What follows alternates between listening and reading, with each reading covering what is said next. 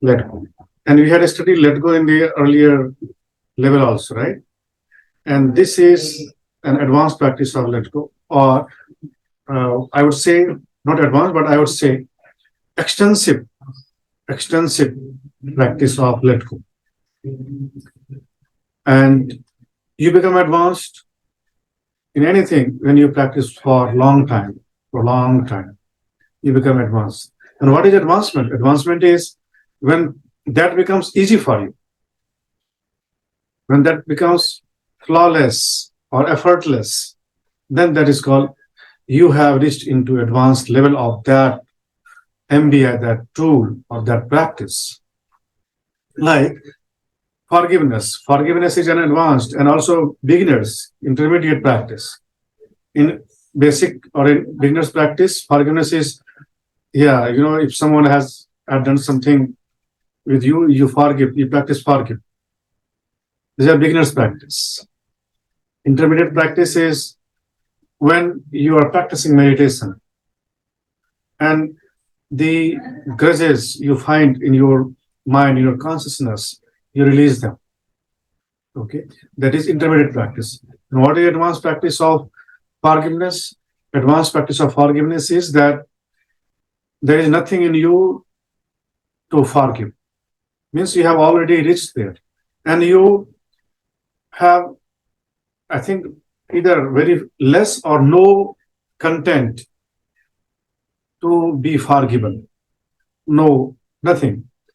Yes, that has become your nature, and you do not carry the anger, you do not carry the negative emotions, you do not carry any feeling of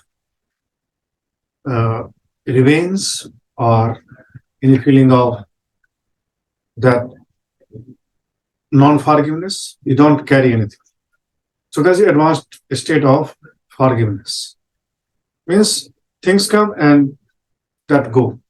This is like, if anyone tries to draw a drawing over the water surface, this is like that. So from one side, that person has started drawing, and that is being dissolved, right?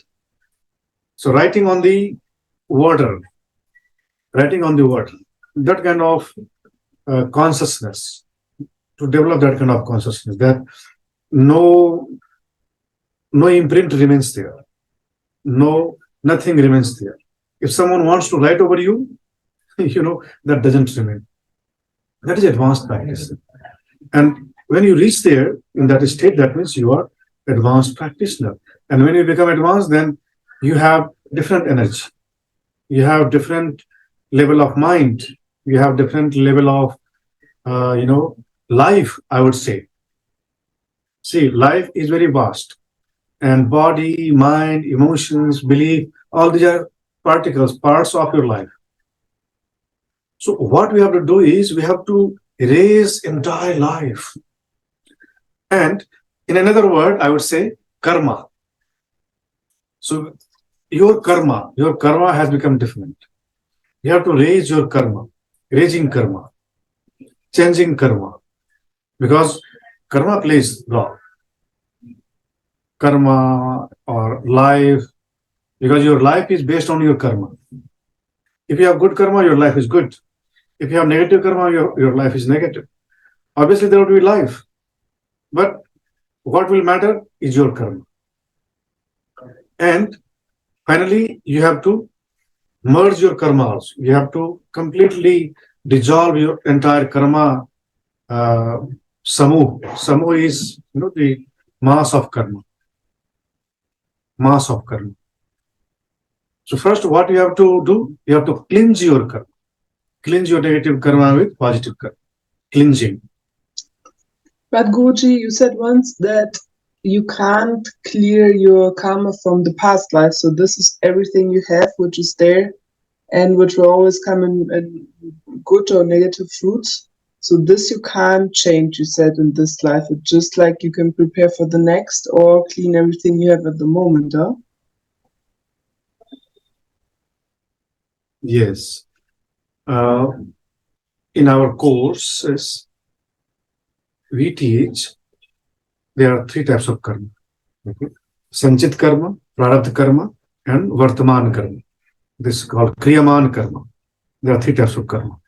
Sanchit karma is accumulated karma, the mass of karma that is accumulated. Where? In the universe. Because whatever karma you do, whether on this planet or other planet, wherever you were, because everything is part of existence, right? But your karma is stored in the existence. That is called accumulated or sanchit karma. That is accumulated. And you have capacity to access the universe, existence, and either cleanse or destroy. So you can change your past karma also. That is in your hand. So this is called sanchit karma. See, this is philosophy, but this is possible. So philosophy is possible, right? Philosophy is also practical. You can bring the philosophy into practice. And that is only something which changes the things. That is only which matters. What? Practice. So this is philosophy, but you can practice this philosophy. What philosophy? To burn the all karmas of your past lives also. You don't know how many lives you have taken, but you have capacity to access into the infinite and to cleanse the entire existence unto yourself. Right? Because your karma is liable to you. Okay, so sanchit karma, you can cleanse your entire sanchit karma, but there are some techniques. Sometimes I can mention about that. Okay, and these techniques have been practiced by all the liberated souls, all the people who burned their karmas, like Buddha, Mahavir, Patanjali, or many masters. They have cleansed their entire karma, and they are now not available for birth. Means they have completely merged with the, yes, infinite or God, divine, or universe, or existence. Because they are not there for birth. And what is the seed of birth? So they work on the seed. Okay, seed. And karma is also seed. Okay. So here my focus is that by practicing forgiveness, you are cleansing your karma. So this is one of tools of cleansing your karma, cleansing your life. If you will not forgive anyone in your entire life, entire past lives also, or consciousness, then that person will become the cause of your birth. Okay, so you have to forgive everyone. And from here we have to start. We have to start with this life first. From this life. And you have to start with your enemies, whom you believe that they are your enemies. First forgive them. Okay, so the weak people don't forgive. They cherish their negative emotions. They don't forgive. And first, you meditate and you visualize that who are my enemies. You bring in front of you in your mental screen and you forgive. Yes, I have forgiven you. I have forgiven you. I have forgiven you. And after forgiving, in future you will find that the stronger or the massive forgiveness was, the lesser or the safer the effects will be, or the repetition would be of or about that person. Do you understand? My meaning is, if you have forgiven a person completely, then no negative emotion will arise in you about that person. That means you have completely forgiven. If in meditation you have forgiven, but emotion, negative emotion, sometimes come on the surface, that means you have not forgiven completely. So you have to forgive honestly, sincerely, integrally, with your integrity, with your, honesty. Yes, honestly, and from deeply, I have forgiven. So deepening, deep, or the intensity, this is very important. That matters. Could you be so kind to mention this in the next meditation, sometimes in between? Like that we have a short moment for practicing this forgiveness? Can you please repeat? Would this be possible that you mention it in the next meditations, always in between for a short moment, to practice for a moment forgiveness, that we have the possibility to remember this again? That would be great. Yes, sure. Yes, sure. Sure. Thank you. Welcome. So, unless we transform our karma from all the negative karma into positive, and you'll find that your positive karmas will lead you to the enlightenment, to the complete liberation from the sufferings. And your life will become ideal. Your life will become exemplary. Your life will become, people would love to live your life. Okay. So that doesn't mean that an enlightened one who has cleansed his or her karma, or who has burned all the karmas, they don't face challenges. They face challenges. But all the challenges are important to affect that enlightened person. All the unfavorable situations or circumstances won't affect, because that person has become so soft, gentle, malleable, stronger. At one hand, that person is gentle, but on the other hand, is the strongest person. So nothing can affect. This is like mountain. You know, the stronger wind cannot create any problem in mountain. Mountain remains unmoved. No weather, no frightening weather, or nothing whatsoever, what you believe that is frightening to us or problematic to us, are not problematic to mountain. So we have to develop mountain consciousness. And you can find this consciousness in these people, in our masters. Buddha is an ideal master. You can find that he had mountain consciousness. Nothing could affect him. And this is possible after, yes, burning all karmas, boosting your consciousness. Means your entire life, your entire existence, your entirety has become completely divine. Okay. You know, my focus is that practice forgiveness, practice let go, but with intensity, with mass.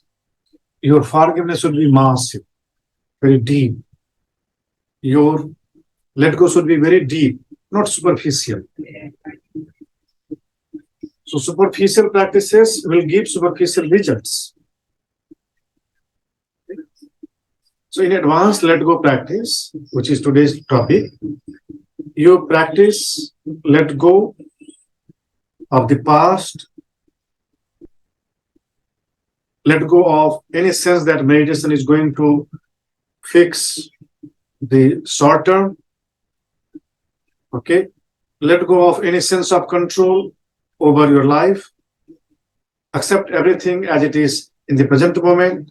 Accept temptations as they come, and acceptance is the way to transcend. Acceptance. Accept everything. Even if you have burned all the karmas, but some karmas are still liable till your last breath of the body. Actually, you are not living then. After this awakening, you are not living. Your body, your mortal body is living. And your mortal body is also destined to face some effects of karma. Okay.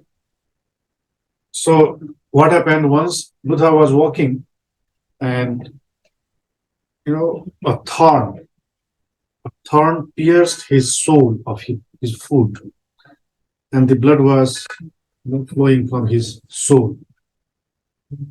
His friend and disciple Ananda asked him, Bhante or master, you have burned all your karmas. But why this happened? Why this happened? This is a kind of painful karma. This is a painful result.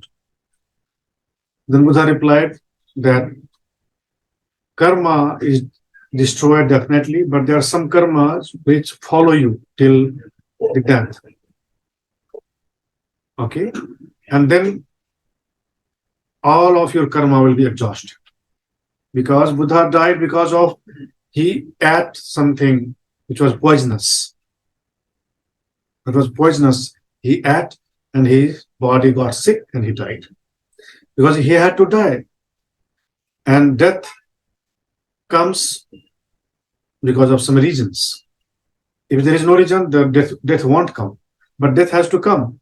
And how that came? Through that poisonous food. Right? Buddha knew that this is the cause of my death. Not my death, my body's death, because he had already died long time back when he got enlightenment. That was voluntary death, psychic death. Voluntary death means psychic death, psychological death. That, yes, now I have died. I have nothing to do with this life, this body, this life. And after enlightenment, after this oath, after this promise, after this realization, the subsequent life years are actually the momentum. You know momentum, right? When you throw something into the sky that goes to an extent, so long there is energy into that stone. When that energy is exhausted, that falls down. So that life of Buddha was last life. But still, there were some energies which were, there, which were to exhaust. And when they exhausted, then that fell down. So he had already disconnected himself from his body that night. Not only that night, but long time back, but there was some little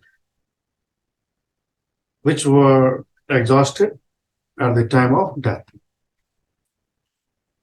And for such people, death is also, what do you say, Ichha Mrityu. Ichha Mrityu. Ichha Mrityu means such people die at their will. He was to die, but someone came to ask some questions. Then he came back from the death. Okay? He was on deathbed. He was to leave his body. But in the last moment, a person came to ask some questions. Ananda was not allowing that person, but Buddha noticed, and Buddha said, hey, let him come. Then he came, then he answered his question, then he says, now, is there anybody who has any question? Everybody was silent, means no. Then Buddha said, now I am leaving my body. And slowly he left his body. Because death was at his will. If he wanted, he could live more longer also. But he did not want to live more longer. So the entire nature, the entire existence works at your will. When you become Buddha, when you become truly enlightened. Okay? So we have to practice everything as an advanced practitioner. And what is advanced practitioner? Advanced practitioner is intensive, deep, larger, massive, greater. Right? And what is the definition of this? Yeah, the definition is, very far. When you sit in meditation, then you watch your entire consciousness and you won't find any such things. Any such things like, let go. Suppose let go. You have become so much master of let go, you sit and nothing comes in you. This is called advanced let go practice. You don't struggle to bring you back from past or future, but you are naturally there, right? So advanced practitioners are naturally perfect practitioners. Perfection in let go, perfection in forgiveness, perfection in everything, Perfection in action itself is called yoga, right? Yoga karmasu kaushalam. This is what is definition of yoga by Krishna. Krishna says yoga is perfection in action. And what is perfection? Perfection is, yes, you are instrumental. You are very natural. Things happen at your will. Okay. So today's topic was let go. And not only today's topic, but forgiveness and let go and non-discrimination, selflessness, witnessing, transcendence, all these are MBIs, or advanced MBIs. And you cannot teach these MBIs to your beginner students. You cannot teach these things because they cannot practice transcendence. They cannot practice let go, advanced let go. They will practice beginners, but not advanced. Transcendence is also an MBI, but that is the ultimate practice. And that you have to practice. But again, when in future you will be teaching to the advanced mindfulness practitioners, then you will need these MBIs. And one MBI takes months to practice. Okay. So you have to have this understanding that every MBI of this level is intensive, is deep, is perfection, is master level. Master's practice. And master's practice means intensive, deep, massive, honestly, sincerely, obediently, benevolent practice. Because you will find all these things in master. It's clear? So practice of let go also. When you sit in meditation and you find yourself that, yeah, your let go practice is effortless. Effortless. You don't fight. Because beginners fight 1,000 times. Every time their mind wanders, they bring their mind back. Means they are beginners. And if your mind doesn't wander, that means, yeah, you have gained perfection in self-control, control of your mind.